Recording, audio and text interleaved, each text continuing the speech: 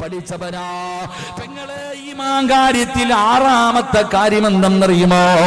ഖൈറും ശർറും അല്ലാഹുവിന്റെ ഭാഗത്ത് നിന്നാണ് വരുന്നതെന്ന് നീ വിശ്വസിച്ചാലേ നീ മുസ്ലിമാകൂ എന്ന് അല്ലാഹുവിന്റെ റസൂൽ അവിടെ നിന്ന് പഠിപ്പിക്കുമ്പോ ജീവിതത്തിൽ സന്തോഷമാകട്ടെ, ദുഃഖമാകട്ടെ, രോഗമാകട്ടെ, സാമ്പത്തിക ഞെരുക്കമാകട്ടെ, എന്തുണ്ടായാലും അത് പടച്ച റബ്ബിന്റെ തീരുമാനമാ. തവക്കൽതു അലല്ലാഹ്. ഒരു വഴി അടഞ്ഞാൽ അടുത്ത വഴി അല്ല തുറക്കുമല്ലോ. അല്ല നമ്മുടെ കൂടെയുണ്ടല്ലോ. മോളെ, എങ്ങനെയാ മക്കളെ കെട്ടിക്കുന്നത്? ഭർത്താവ് പറയുന്നു, പടച്ചവനെ മക്കള് വളർന്നു വരുന്നു. എങ്ങനെയാണ് മക്കളെ കെട്ടിക്കുന്നത്? അല്ലാഹുവുണ്ടല്ലോ. തവക്കൽതു അലല്ലാഹ്. നിങ്ങൾ എന്തിനാ ടെൻഷൻ അടിക്കുന്നത്? നിങ്ങൾ എന്തിനാ ബേജാറാകുന്നത്? അത് സമയമാകുമ്പോ പടച്ച റബ്ബ് ഒരു വഴി തുറന്നു തരുമല്ലോ. അല്ലാതെ ലോൺ എടുക്കാനല്ല, പലിശക്കെടുത്തിട്ട് കെട്ടിക്കാ. എന്റെ സ്വർണം കൊണ്ട് പണയം വെച്ചിട്ട് ആ പൈസ കൊണ്ട് കെട്ടിക്കാ. വേണ്ട പെങ്ങള്, വേണ്ട പെങ്ങള്, അല്ലാഹുവിന്റെ സഹായം നഷ്ടപ്പെടുകയാ. അതുകൊണ്ട് ജീവിതത്തിൽ എന്ത് വന്നാലും പറഞ്ഞോ,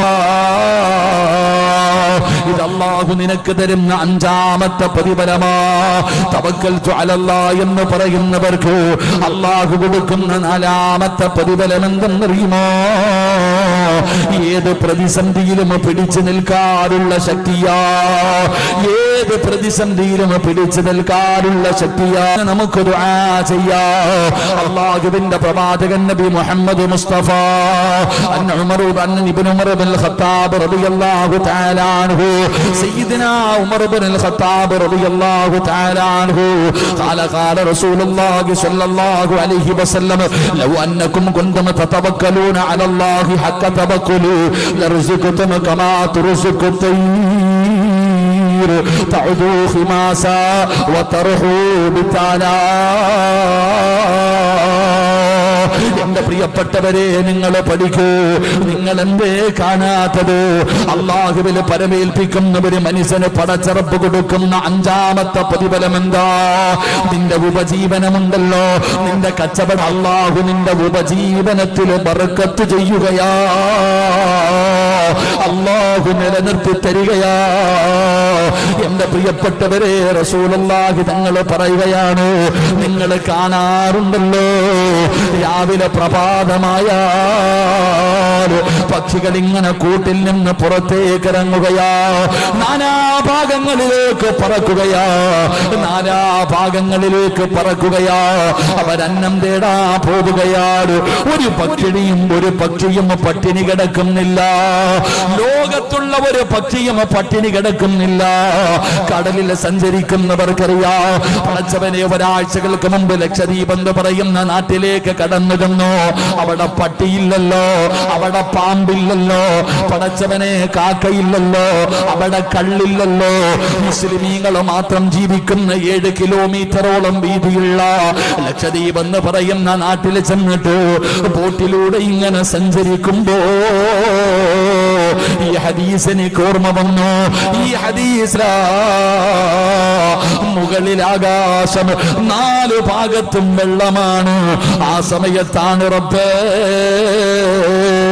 ഇങ്ങനെ ഒരു പക്ഷി ഇങ്ങനെ പറക്കുകയാ. ആ കടലിന്റെ ബോട്ടിന്റെ മുകളിലൂടെ ഒരു പക്ഷി ഇങ്ങനെ പറക്കുകയാ. അല്ലാ, അതിങ്ങനെ പറന്നു വന്നിട്ട് കടലിൽ നിന്നൊരു മീനിനെ ഇങ്ങനെ പിടിക്കുകയാണ്. പടച്ചവരെ, അള്ളയല്ലേ റിസ്ക് കൊടുക്കുന്നത്, അള്ളയല്ലേ റിസ്ക് കൊടുക്കുന്നത്. ഒട്ടിയ വയറുമായി പടച്ചവനെ പർവ്വതന്റെ മക്കളോട് സലാം പറഞ്ഞു പറന്നു പോവുകയാ. വൈകുന്നേരം വയറ് നിറച്ച് കഴിച്ചിട്ട് തന്റെ മക്കൾക്കുമുള്ള ഭക്ഷണവുമായിട്ടാ പറവ തിരിച്ചു വരികയാ. ആരെയും വഞ്ചിച്ചുണ്ടാക്കിയതല്ല, പിടിച്ചു പറിച്ചതല്ല, അല്ലാഹു കൊടുത്ത റിസ്കാ. അതുകൊണ്ട് സഹോദരാ, തവക്കൽതു അലല്ലാഹ് എന്ന് പറഞ്ഞിട്ട് പൊക്കോ. അല്ലാഹു നിന്റെ കച്ചവടത്തിൽ ബർക്കത്ത് ചെയ്യുകയാ. ജോലിക്ക് പോകുമ്പോ പറയണം തവക്കൽതു അലല്ലാഹ്. അല്ലാഹു നിന്റെ ജോലിയിൽ ബർക്കത്ത് നൽകുകയാ. ഏത് കാര്യത്തിലും നീ പറഞ്ഞോ പടച്ചവനെ ടെൻഷനാണല്ലോ, എല്ലാവർക്കും വല്ലാത്ത പ്രയാസമാണ്. ഉമ്മമാര് മക്കളോട് പറയുന്നു മോനെ നിലയിലെത്തണം, നല്ല ജോലി ഉണ്ടാകണം, നല്ല ജോലി കിട്ടിയാലേ ഒരു 5 വയസ്സുകാരനായ മക്കളെ ഉപദേശിക്കുന്ന ഉമ്മ പണത്തിനോടുള്ള ആർത്തിയാ. ഈ മക്കളൊക്കെ വഴിപടച്ചു പോകാറുള്ള കാരണം എന്തെന്നറിയുമോ? ഈ ചെറുപ്രായത്തില് കഞ്ചാവ് കച്ചവടം നടത്തുന്നത് എങ്ങനെയാ? നിന്റെ മക്കള് മയക്കുമരുന്ന് കച്ചവടം നടത്തുന്ന ടീമിൽ പെട്ടുപോയത് എങ്ങനെയാ? നിന്റെ ഈ ആർത്തിയാവുമ്മ, നിന്റെ ഈ അത്യാഗ്രഹമാവുമ്മ. ഈ മക്കളുടെ ഹൃദയത്തിൽ പണത്തിനെ കുറിച്ചുള്ള ആർത്തി പഠിപ്പിച്ചു കൊടുത്തത് നീയല്ലേ? നീയല്ലേ നിന്റെ മക്കളോട് പറഞ്ഞത് പണമുണ്ടെങ്കിലേ ജീവിക്കാൻ പറ്റൂ, പണമുണ്ടെങ്കിലേ ജീവിക്കാൻ പറ്റൂ. ഇത് 25 വയസ്സുകാരൻ ഗൾഫിൽ പോകുമ്പോഴല്ല നീ പറഞ്ഞു കൊടുത്തത്. 5ാം ക്ലാസ്സിലും 6ാം ക്ലാസ്സിലും പഠിക്കുന്ന LKG മുതൽ പഠിക്കുന്ന മക്കളോട്, 7ലും 8ലും പഠിക്കുന്ന മക്കളോട്, 10ാം ക്ലാസ്സിൽ പഠിക്കുന്ന മക്കളോട് എടാ പണം വേണമെങ്കിൽ നല്ലതുപോലെ പഠിച്ച് ജോലി ഉണ്ടാകണം, നല്ല നിലയിലാകണം. ആ പണത്തിനോടുള്ള ആർത്തി നീ ഇങ്ങനെ കുത്തിവെച്ചപ്പോ അതാ സൈഡ് ബിസിനസ് തുടങ്ങിയതാ. ഇങ്ങനെ ചെറിയ ചെറിയ പണികളിലൂടെ തുടങ്ങി, ചെറിയ ചെറിയ പണികളിലൂടെ തുടങ്ങി. അവസാനം ഇന്നെത്തിപ്പിടിക്കാൻ പറ്റാത്ത അവസ്ഥയിലേക്ക് നിന്റെ പൊന്നാര മക്കളെത്തിയല്ലോ. എങ്കിലും അബൂദറിൽ ഗിഫാരി റളിയല്ലാഹു തആല അൻഹു, അബൂദറിൽ ഗിഫാരി റളിയല്ലാഹു തആല അൻഹു പടച്ചവനെ പാവപ്പെട്ട സ്വഹാബിയാ, മരിക്കാൻ കിടക്കുകയാ. സക്കറാത്തിന്റെ അവസ്ഥയിൽ കിടക്കുമ്പോ അബൂദറിൽ ഗിഫാരി റളിയല്ലാഹു തആല അൻഹു ആരാണെന്നറിയോ? സാധാരണ ഒരു സഹാബിയല്ല. അബൂദറിന്റെ ചരിത്രം പഠിക്കണം, അബൂദറിന്റെ ചരിത്രം പഠിക്കണം. അബൂദർ ആരെന്നറിയോ? അല്ലാഹുവിന്റെ പ്രവാചകൻ നബി മുഹമ്മദ് മുസ്തഫ സല്ലല്ലാഹു അലൈഹി വസല്ലമ തങ്ങളും ജിബ്രീൽ അലൈഹിസ്സലാമും കൂടെ സംസാരിച്ചു കൊണ്ടിരിക്കുമ്പോ അബൂദർ വഴിയിലൂടെ നടന്നു പോവുകയാ. അബൂദർ വഴിയിലൂടെ നടന്നു പോവുകയാ. അല്ലാഹുവിന്റെ പ്രവാചകനോട് ജിബ്രീൽ എന്ന് പറയുന്ന മലക്ക് ചോദിക്കുകയാ, യാ റസൂലല്ലാഹ്, അല്ലാഹുവിന്റെ നബിയേ, ആ പോകുന്നത് അബൂദറല്ലേ നബിയേ? റസൂലുള്ളാഹിയുടെ കണ്ണ് നിറയുകയാണ്. പടച്ചവരെ അത്ഭുതപ്പെടുകയാണ്. മുത്തുനബിക്ക് വല്ലാത്ത അത്ഭുതമായി. ജിബ്രീലേ, ജിബ്രീലേ, എന്റെ അബൂദറിനെ നിനക്ക് എങ്ങനെയാ പറയുന്നു നബിയേ? യാ റസൂലല്ലാഹ്, ഇന്നഹു ലഫീ മലകൂതി സമാവാതി സബഇ അശ്വറു ഫിൽ അർളി. ഈ ദുനിയാവിലെ ജനങ്ങൾക്ക് മാതാ അബൂദറിനെ അറിയില്ലെങ്കിലും ഞങ്ങൾക്കറിയാൻ നബിയേ. ഏത് മലക്കിനോട് ചോദിച്ചാൽ, ഏത് മലക്കിനോട് ചോദിച്ചാൽ അബൂദറിന്റെ പേര് പറ. ആ അബൂദർ റളിയല്ലാഹു തആല അൻഹു തന്റെ കയ്യിൽ എന്ത് കിട്ടിയാലും വൈകുന്നേരം തികയ്ക്കൂല. കള്ളു കുടിച്ച തീർത്തതല്ല, പെണ്ണ് പിടിച്ച തീർത്തതല്ല, എന്ത് കിട്ടിയാലും പാവങ്ങൾക്ക് കൊടുക്കുമായിരുന്നു. നാളത്തേക്ക് വേണ്ടി ഒന്നും കരുതി വെക്കൂല, നാളത്തേക്ക് വേണ്ടി ഒന്നും ചെയ്തു വെക്കൂല. അബൂദർ ഗിഫാരി റളിയല്ലാഹു തആല അൻഹു ആരെങ്കിലും പൈസ സൂക്ഷിച്ചു വെച്ചാൽ, ആരെങ്കിലും വലിയ വീട് പണിതാൽ വീടിന്റെ മുന്നിൽ പോയിട്ട് പറയുന്ന അല്ലാഹുവിന്റെ ദീനിന് വേണ്ടി കൊടുക്ക്, പിടിച്ചു പറിക്കുമായിരുന്നു. പാവങ്ങൾക്ക് കൊടുക്കാൻ വഅദ് പറയുമായിരുന്നു. ആ അബൂദർ ഗിഫാരി റളിയല്ലാഹു തആല അൻഹു അവസാനം നാട് കടത്തുക ഓതുകയാ. ഉസ്മാൻ റളിയല്ലാഹു തആല അൻഹുവിന്റെ കാലഘട്ടത്തിൽ ഓരോ മനുഷ്യന്റെ വീടിന്റെ മുന്നിൽ പോയിട്ട് വഅദ് പറയുന്നത് കാരണം പരാതി വന്നപ്പം നാട് കടത്തുകയാണ്. അബൂദർ ഗിഫാരി റളിയല്ലാഹു തആല അൻഹു ഒരു മനുഷ്യനുമില്ലാത്ത മരുഭൂമിയിൽ തന്റെ ഭാര്യയും തന്റെ മക്കളും ഒറ്റ വീട്. അബൂദർ ഗിഫാരി റളിയല്ലാഹു തആല അൻഹു അവിടുന്ന് മരണസമയം എടുത്തപ്പോ എന്നിട്ട് പൊരുത്തം ചോദിക്കുകയാ. എന്നിട്ട് മക്കളെ വിളിച്ചെടുത്തിരുത്തി, ഭാര്യ വിളിച്ചെടുത്തിരുത്തി. അബൂദർ ഗിഫാരി റളിയല്ലാഹു തആല അൻഹു അവിടുന്ന് പറയുകയാ, മക്കളെ വാപ്പാനെ വെറുക്കല്ലേ, നിങ്ങൾ വാപ്പാനെ വെറുക്കരുത്, നിങ്ങൾ വാപ്പാനെ വെറുക്കരുത്. നിങ്ങളുടെ വാപ്പ നിങ്ങൾക്ക് വേണ്ടി ഒന്നും കരുതി വെച്ചിട്ടില്ല. അബൂദർ റളിയല്ലാഹു തആല അൻഹു മരിക്കുന്നതിന് മിനിറ്റുകൾക്ക് മുമ്പ് തന്റെ മക്കളോട് പറഞ്ഞു കൊടുക്കുകയാണ്, നിങ്ങളുടെ വാപ്പ ഒന്നും നിങ്ങൾക്ക് വേണ്ടി കരുതി വെച്ചിട്ടില്ല. ഉപ്പ കള്ളു കുടിച്ച് തീർത്തതല്ല. ഉപ്പാടെ കയ്യിൽ എന്ത് കിട്ടിയാലും ഞാൻ പാവങ്ങൾക്ക് കൊടുക്കും മക്കളെ. ഉപ്പാടെ കയ്യിലൊന്നുമില്ല. ഉപ്പ ഇന്നു മരിച്ചാ കഫം തുണി വാങ്ങാൻ പോലും എന്റെ കയ്യിൽ 5 പൈസയില്ല. മക്കളെ, ഞാൻ ഇന്നു മരിച്ചാ എന്റെ കഫം തുണി വാങ്ങാനുള്ള പൈസ എന്റെ കയ്യിലില്ല. ഒരു നല്ല വസ്ത്രം പോലും ഈ വീടിന്റെ അകത്തില്ല. വാപ്പ അത്രയും പാവപ്പെട്ടവനാ, ഉപ്പ അത്രയും പാവപ്പെട്ടവനാ. പണ്ടത്തെ ഉമ്മമാരെ, നിന്റെ ഉമ്മ ഇങ്ങനെ കഥ പറഞ്ഞു തരുമായിരുന്നല്ലോ. നീ ഭക്ഷണം കഴിക്കുമ്പോ ഒരൽപ്പം ഭക്ഷണം താഴെ വീഴുമ്പോ നിന്റെ ഉമ്മ നിന്നോട് പറയും, മോളെ ഇതേ ഉള്ളു മോളെ, കളയല്ലേ, ഇത് ഉപ്പ രക്തം വിയർപ്പാക്കിയതാണ്, കളയരുതെന്ന് പറഞ്ഞു വാരിത്തന്ന ഉമ്മ. അബൂദർ റളിയല്ലാഹു തആല അൻഹു മക്കളോട് പറഞ്ഞു കൊടുത്തു, ഉപ്പ മരിച്ചാ കഫം തുണി വാങ്ങാൻ പൈസയില്ല.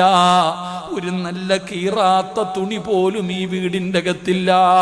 എന്നാലും എൻ്റെ മക്കള് പേടിക്കരുത്, എൻ്റെ മക്കള് വിഷമിക്കരുത്. വാപ്പ മരിച്ചു കഴിഞ്ഞാൽ എന്ത് ചെയ്യണമെന്നറിയോ?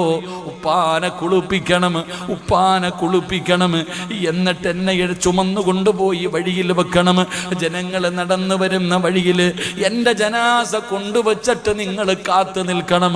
അതാ ഉംറ കഴിഞ്ഞ് ആരെങ്കിലും വരുന്നത് കണ്ടാ എൻ്റെ മക്കള് പറയണം, അല്ലാഹുവിൻ്റെ റസൂലിൻ്റെ സഹാബിയാ, അല്ലാഹുവിൻ്റെ റസൂലിൻ്റെ സഹാബിയാ. മയ്യത്ത് പുതിയ കഫം തുണിയില്ല.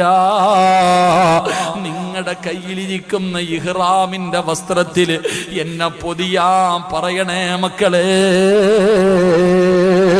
മരിക്കുന്നതിന് മുമ്പ് മക്കളോട് പറഞ്ഞു കൊടുക്കുകയാ. അബൂദർ റളിയല്ലാഹു തആല അൻഹു അവിടുന്ന് മരണപ്പെടുകയാണ്. മക്കളുപ്പാനെ കുളിപ്പിച്ചു, മക്കളുപ്പാനെ കുളിപ്പിച്ചു. എന്നിട്ട് പറഞ്ഞതുപോലെ ജനാസ ചുമന്നു കൊണ്ടുപോയി വഴിയിൽ വെച്ചിട്ട് കാത്തു നിൽക്കുകയാ. ഒരുപാട് സമയം കഴിഞ്ഞു. അവസാനം നോക്കുമ്പോ ഒരു സംഘം വരികയാ. ഫാരിസ് റളിയല്ലാഹു തആല അൻഹു പടച്ചവനെ, അവരിങ്ങനെ വരുമ്പോ മക്കള് തടഞ്ഞു നിർത്തിയിട്ട് പറയുകയാ, ഈ കിടക്കുന്നത് അല്ലാഹുവിന്റെ പ്രവാചകന്റെ സ്വഹാബിയാ. ഞങ്ങളുടെ വാബീസയില്ല, കഫൻ തുണി ഞങ്ങളുടെ കയ്യിലില്ല. അതുകൊണ്ട് നിങ്ങൾ കഅബാലയത്തിൽ പോയി ഉംറ ചെയ്തപ്പോ നിങ്ങൾ ധരിച്ച കഫനതാ, നിങ്ങൾ ധരിച്ച ഇഹ്റാമിന്റെ വസ്ത്രമുണ്ടല്ലോ,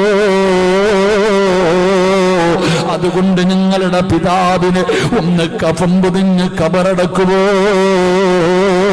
മക്കളവിടെന്ന് പറയുമ്പോ സൽമാനിൽ ഫാരിസ് തങ്ങൾ ചിന്തിക്കുന്നു, അല്ലാ ആരാ അല്ലാ, ഇത്രയും പാവപ്പെട്ട സ്വഹാബി ആരാ? മയ്യത്ത് തുണി വാങ്ങാൻ പോലും പണമില്ലാത്ത പാവപ്പെട്ടവനാരാ? മുഖത്തിട്ടിരിക്കുന്ന തുണിയങ്ങുയർത്തുമ്പോ കിടക്കുന്നതാരെന്നറിയോ? മഹാനായ അബൂദറുൽ ഗിഫാരി പറയുകയാ, സദാ എന്റെ മുത്തുനബി പറഞ്ഞത് സത്യമാണ്.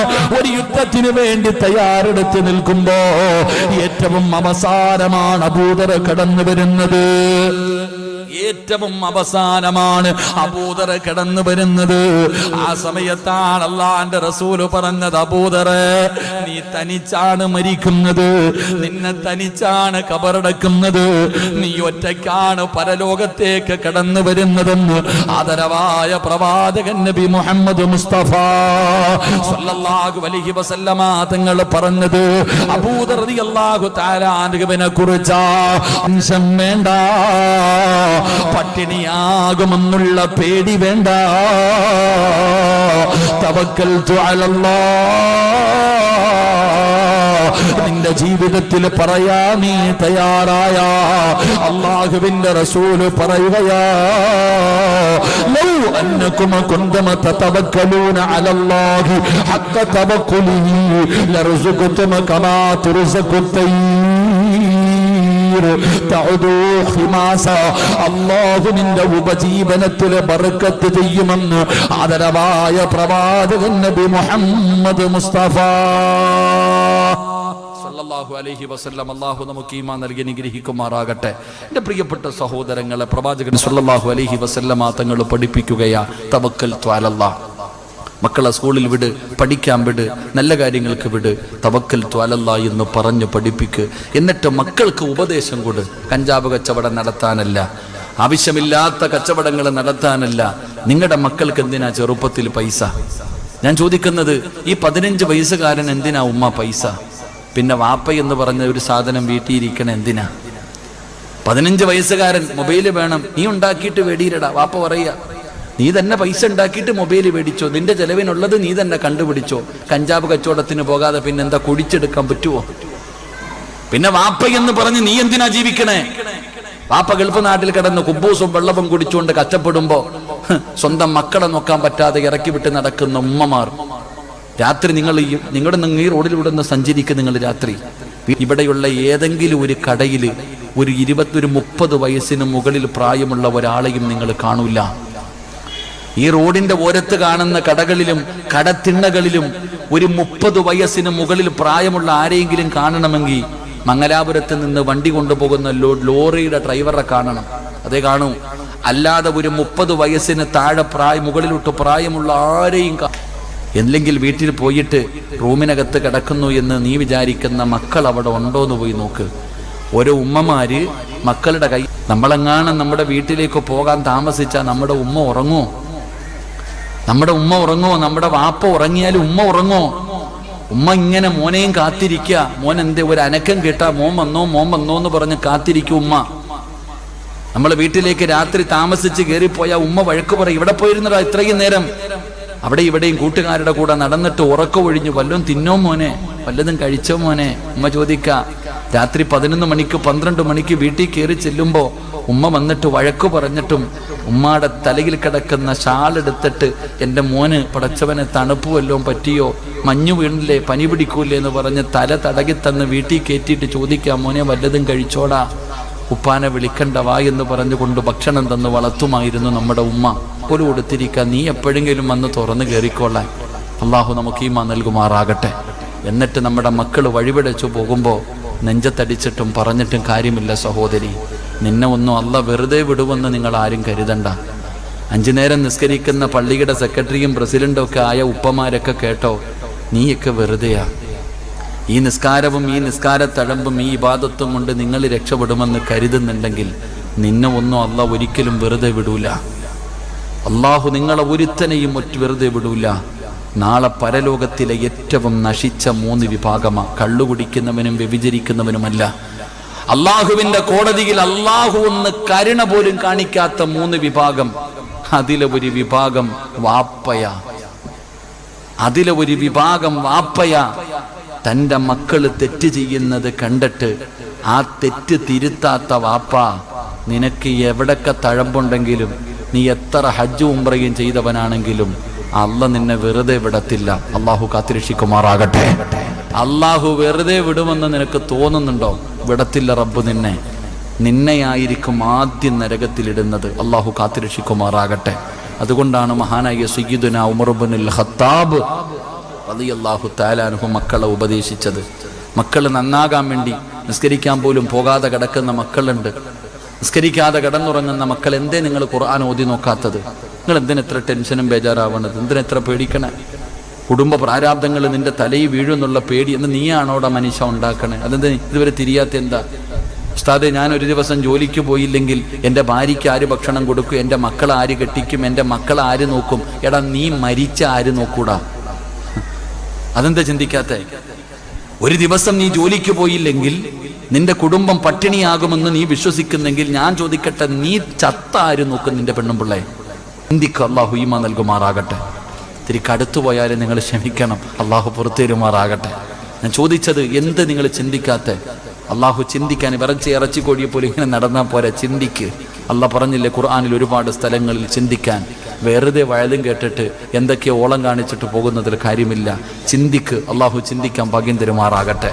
അതുകൊണ്ട് എൻ്റെ പ്രിയപ്പെട്ട സഹോദരങ്ങളെ, ഒരുത്തൻ്റെ മുന്നിലും കൈനീട്ടാതെ ജീവിക്കാനുള്ള വഴി വേറെയുണ്ടല്ലോ. മരിക്കുന്ന കാലം വരെ നിന്റെ ഭാര്യയും നിന്റെ മക്കളും പട്ടിണി കിടക്കൂല. ഒരാളുടെ മുന്നിലും പിരിവിന് പോകേണ്ട അന്തസ്സോടുകൂടി ജീവിക്കാനുള്ള വഴി അള്ളാന്റെ ഖുർആൻ പറഞ്ഞു തരുന്നുണ്ട്. അള്ളാഹു ചെയ്യാൻ ഭാഗ്യം നൽകുമാറാകട്ടെ. അള്ളാഹു ചെയ്യാൻ ഭാഗ്യം നൽകുമാറാകട്ടെ.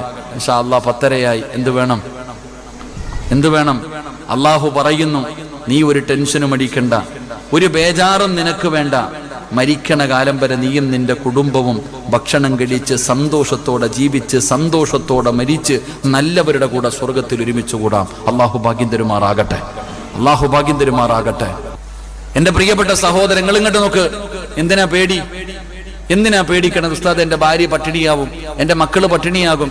എങ്ങനെ ഉസ്താദ് ഞാൻ അവരെ പോറ്റണേ? ഞാൻ എന്താ ചെയ്യാ? ജോലി ഇല്ലെങ്കിൽ എന്ത് ചെയ്യും? അള്ളാഹുവിന്റെ ഖുർആൻ പറയുന്ന ഒറ്റ ആയത്ത് പഠിച്ചിട്ട് പിരിയാം. അള്ളാഹു ഭാഗ്യം തരുമാറാകട്ടെ. അള്ളാഹു ഭാഗ്യം. കയറബ്രാരി പെട്ടെന്ന് റാത്തല്ലേ? ചോറൊക്കെ കഴിച്ചാ? കഴിച്ചില്ലല്ലോ? ഇൻഷാ അല്ലാഹ് ഞാനും കഴിച്ചില്ല. നമുക്ക് ഒരുമിച്ച് കഴിക്കാം. ഇൻഷാ അല്ലാഹ് ഇരിക്കും. അൽഹംദുലില്ലാഹ്. അള്ളാഹു നമ്മുടെ റിസ്ക്കിൽ വിശാലത നൽകുമാറാകട്ടെ. ഉസ്താദിന് പറയില്ല, പെണ്ണുങ്ങൾ പറയും, ഉസ്താദേ മക്കളെ പോയി വിളിക്കും, നിസ്കരിക്കടാ. എവിടെ മക്കൾ കിടന്നുറങ്ങാ? വാപ്പ പോയിട്ട് വിളിക്കാം, ഉമ്മ പോയിട്ട് നിസ്കരിക്കടാ. എഴുന്നേക്കാറുണ്ടോ? ചോദിക്കാറുണ്ടോ? 7 വയസ്സുള്ളവനോട് നിസ്കരിക്കാൻ കൽപ്പിക്കണം. 10 വയസ്സുള്ളവൻ നിസ്കരിച്ചില്ലെങ്കിൽ എന്ത് ചെയ്യണോടാ മക്കളെ? അടിക്കണം. കണ്ടാ അല്ലേ? നിസ്കരിക്കാത്തതിന്റെ പേരിൽ മക്കളെ തല്ലി ആരെങ്കിലും ഉണ്ടെങ്കിൽ കൈപൊക്കിക്കേ. നിസ്കരിക്കാത്തതിന്റെ പേരിൽ മക്കളെ തല്ലിയ ഏതെങ്കിലും ഒരു വാപ്പ, പെണ്ണുങ്ങളൊന്ന് കൈപൊക്കിക്കേ. ട്യൂഷന് പോകാത്തതിന്റെ പേരിൽ തല്ലിയിട്ടുണ്ടോ മക്കളെ? ഇങ്ങനെ പൊക്ക്, 2 കൈയും. ഉണ്ട് ഉസ്താദേ. എടാ വാപ്പ, നീ പള്ളിയിൽ നിസ്കരിക്കാൻ പോകും,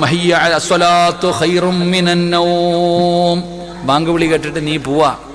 കൂടെ കിടക്കണ ആമീനെ തിരിഞ്ഞങ്ങോട്ട് കിടക്കും, തലയിൽ കൂടെ ഇട്ടുണ്ട്. അവക്ക് പിന്നെ നിസ്കാരമൊന്നും ഇല്ലല്ലോ. ഇറങ്ങി പോകണ നിന്റെ റൂമിന്റെ വാതിൽ തുറക്കുമ്പോ ഇടതുഭാഗത്ത് പ്രായപൂർത്തിയായ മകൻ കിടക്കുന്നുണ്ട്. മോനെ വാടാന്ന് പറഞ്ഞ് വിളിക്കുവോ? വിളിക്കത്തില്ല. കാരണം നിനക്ക് മാത്രമല്ലേ നിസ്കാരം നിർബന്ധമുള്ളൂ, അവർക്കൊന്നും ഇല്ലല്ലോ.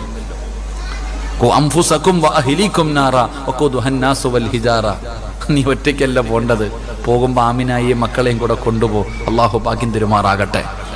മഹാനായ ഉമർ ഇബ്നുൽ ഖത്താബ് റളിയല്ലാഹു തആല അൻഹു ഉറങ്ങിക്കിടക്കും. നിസ്കരിക്കാത്ത മകനൊന്നുമല്ല, ചിലപ്പോഴൊക്കെ ഉറങ്ങും. ചെറിയ കുട്ടികളല്ലേ. ചില സമയങ്ങളിൽ മടി കാണിച്ചിട്ട് ഉറങ്ങുമ്പോ അടുത്തു പോകും. മോനെ വാടാ, മോനെ പള്ളിയിൽ പോകാം. ഉപ്പച്ചി എനിക്ക് വയ്യുപ്പ. മോനെ ഉമർ ഇബ്നുൽ ഖത്താബ് റളിയല്ലാഹു തആല അൻഹു മോനോട് പറഞ്ഞു കൊടുക്കുകയാ, മോനെ എഴുന്നേക്കടാ, നിസ്കരിക്കാൻ പോകാം. അവിടെ നിന്ന് പറഞ്ഞു കൊടുക്കുകയാ, വാ മോനെ നിസ്കരിക്കാൻ പോകാം. ഇല്ലുപ്പാന്ന് പറഞ്ഞ് തിരിഞ്ഞും മറിഞ്ഞും കിടക്കുമ്പോ അവിടെ നിന്ന് മഹാനായ ഉമർ ഇബ്നുൽ ഖത്താബ് റളിയല്ലാഹു തആല അൻഹു പറഞ്ഞു കൊടുക്കുകയാ പരിശുദ്ധ ആയത്ത്, വഅ്മുർ അഹ്ലക ബിസ്സലാത്തി വസ്തബിർ അലൈഹാ ലാ നസ്അലുക റിസ്ഖ. ഉമർ ഇബ്നുൽ ഖത്താബ് റളിയല്ലാഹു തആല അൻഹു മകനോട് പറഞ്ഞു കൊടുക്കുന്ന, മോനെ വഅ്മുർ അഹ്ലക ബിസ്സലാത്തി വസ്തബിർ അലൈഹാ ലാ നസ്അലുക റിസ്ഖ. മോനെ 5 നേരം പള്ളിയിൽ പോയി നിസ്കരിച്ച അള്ളാഹു മരിക്കുന്ന കാലം വരെ ഭക്ഷണം തരും മോനെ. ആരുടെ മുന്നിലും കൈനീട്ടണ്ട, ഒരിടത്തും പിരിവിന് പോകണ്ട, യാചിക്കണ്ട.